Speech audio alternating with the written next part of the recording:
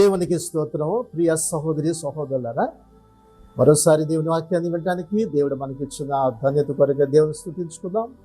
హోషేయ గ్రంథము 14వ అధ్యాయం 1వ వచనం 2వ వచనం చదువుకుందాం.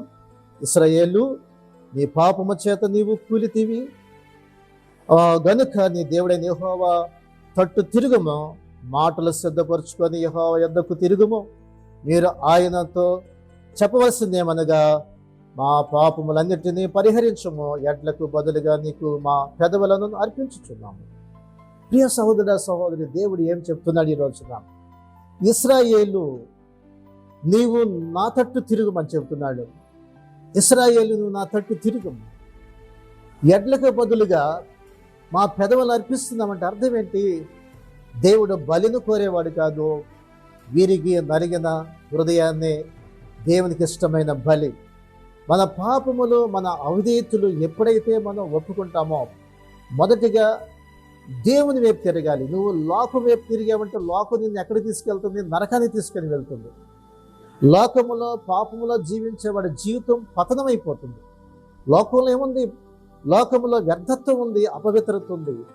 కానీ దేవుని తట్టు తిరగాలి. నువ్వు నీ జీవితంలో ఉన్నతమైన స్థితికి, ఉన్నతమైన జీవితం పొందాలంటే నువ్వు దేవుని వైపు తిరగాలి. అందుకనే దేవుని వైపు తిరిగి నీ పాపములు, నీ అవిధేయతలన్నిటిని కూడా ప్రభువు దగ్గర ఒప్పుకున్నప్పుడు ఆయన క్షమించే దేవుడై ఉన్నాడు. ఆయన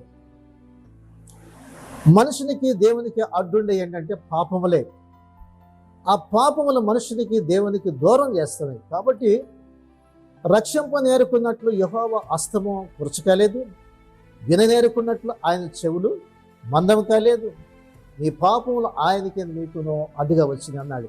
కాబట్టి మన పాపములు, మన అవిధేయతలు మనం చేసేవయ్యే దేవుని యొక్క కార్యాలు జరగకుండా ఆటంకపరుస్తాయి, అడ్డుపరుస్తాయి. కాబట్టి మనం ఎప్పుడైతే మన యొక్క పాపస్థితిని, మన అవిధేయతలు మనం ఒప్పుకుంటామో, దేవుని యొక్క ఆత్మ మన మధ్య పనిచేస్తుంది.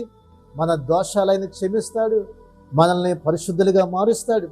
5వ వచనం మనం చూస్తే, చెట్టుకు మంచు ఉన్నట్లుగా నేను అతనికి ఉండును అన్నాడు. చెట్టుకి మంచు ఎలా ఉంటుందో అలా ఉంటా అన్నాడు. మరి చెట్టుకు మంచు ఉంటే ఆ చెట్టు ఎంతో పచ్చగా ఉంటుంది. ఆ మంచు కురిసినప్పుడు ఆ నీరుంటే ఆ చెట్టు ఎంతో జీవాన్ని కలిగి ఉంటుంది. అలాగే మన ప్రభువైన యేసు క్రీస్తు మనతో ఉంటే ఆయన మనకి యొక్క జీవితంలో జీవం ఉంటుంది, మనలో జీవం ఉంటుంది. నేను ఆయన మనసు చెట్టుకున్నట్లుగా దేవుడు మనతో ఉంటాడు. ఆయన ఎంత అద్భుతమైన విషయం చూసారా? దేవుడు మనతో ఉంటే ఎంత అద్భుతమైన కార్యాలండి. దేవుడు మన పక్షాన ఉండగా వీరే దేవుడు. కాబట్టి మరొక మాట ఏమంటున్నాడంటే, తామర పుష్పము పెరిగినట్లుగా అతడు అభివృద్ధి పొందును. రెండవదిగా చూస్తే, తామర పుష్పము గనక ఎలాగైతే అభివృద్ధి చెందుతుందో అలాగ నువ్వు అభివృద్ధి చెందుతావు. తామర పుష్పాలు, తామర చెట్లు ఎక్కడుంటాయి? బురదలోనే ఉంటాయి. కానీ ఆ బురద మాత్రం దాన్ని అంటించుకోదానికి. ఈ లోకంలోనే ఉంటాము కానీ లోకం నీలో రాకూడదు. సముద్రంలోనే చేప ఉంటుంది కానీ సముద్రం అంతా ఉప్పుగానే ఉంటుంది కానీ చేపలకి ఉప్పు రాదు. అలాగే ఈ లోకంలోనే ఉంటాం మనం, కానీ లోకం మనల్ని అంటించుకోకూడదు, పాపాన్ని అంటించుకోకూడదు, అపవిత్రత అంటించుకోకూడదు. పరిశుద్ధత కలిగి ఉంటే నీ యొక్క జీవితం చాలా అభివృద్ధి చెంది తామర పుష్పంలాగా నువ్వు నీ యొక్క జీవితం చాలా ఆత్మీయంగా అభివృద్ధి చెందుతావు, చాలా పరిశుద్ధుడిగా నీవు జీవిస్తావు. మరొక మాట ఏమంటున్నాడంటే, లెబనోను పర్వతం మీద దాని వేర్లు తన్నునట్లుగా అన్నాడు. లెబనోను పర్వతం మీద దాని యొక్క వేర్లు, లెబనోను పర్వతం మీద మంచు కురుస్తుంది. మరి ఆ యొక్క లెబనోను పర్వతం మీద కొండలో ఓటలు గల దేశము, మరి యొక్క పాలు తేనె ప్రవహించే దేశము దేవుడు ఇశ్రాయేలుకి ఇచ్చినాడు.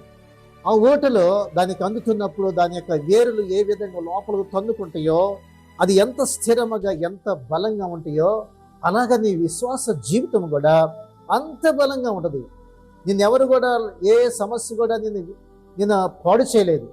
అందుకనే పౌలు అంటాడు, వస్త్రహీనత అయినను, ఉపద్రవమైనను, కరువైనను, ఖడ్గమైనను క్రీస్తు ప్రేమ నుంచి మనల్ని ఎడబాపడేవాడన్నాడు. ప్రభు యొక్క ప్రేమ నుంచి ఏది మనల్ని ఎడబాపలేదు. ఎందుకంటే నీ యొక్క వేరు లోతుగా తన్నుకొని, లోతుగా బలంగా ప్రభువులో ఉన్నప్పుడు ఈ లోకంలో పరిస్థితులు ఏమి కూడా నిన్ను కదిలించలేవు. యోబుని కదిలించినయా?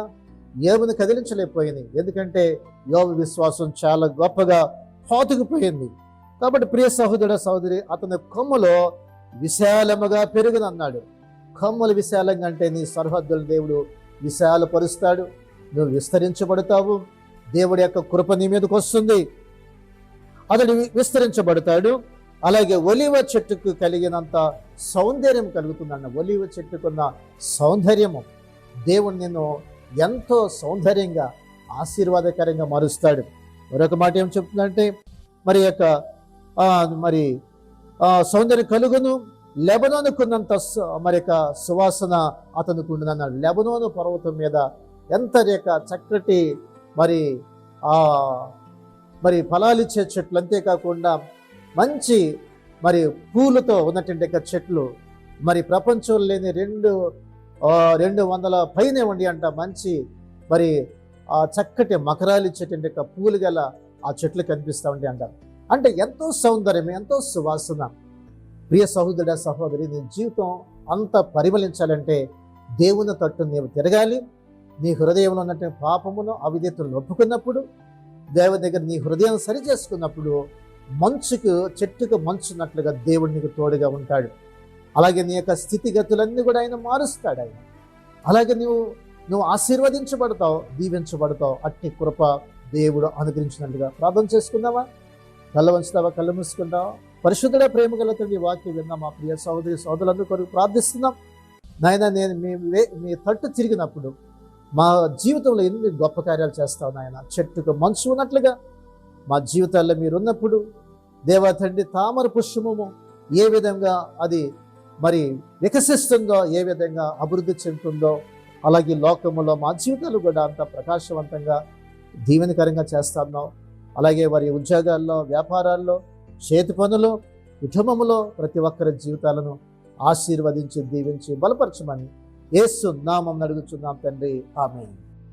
ఈ శ్రేష్టమైన సందేశం మీకు దీవెనకరంగా ఉంటే 10 మందికి షేర్ చేయండి, లైక్ చేయండి, మంచి కామెంట్ పెట్టండి.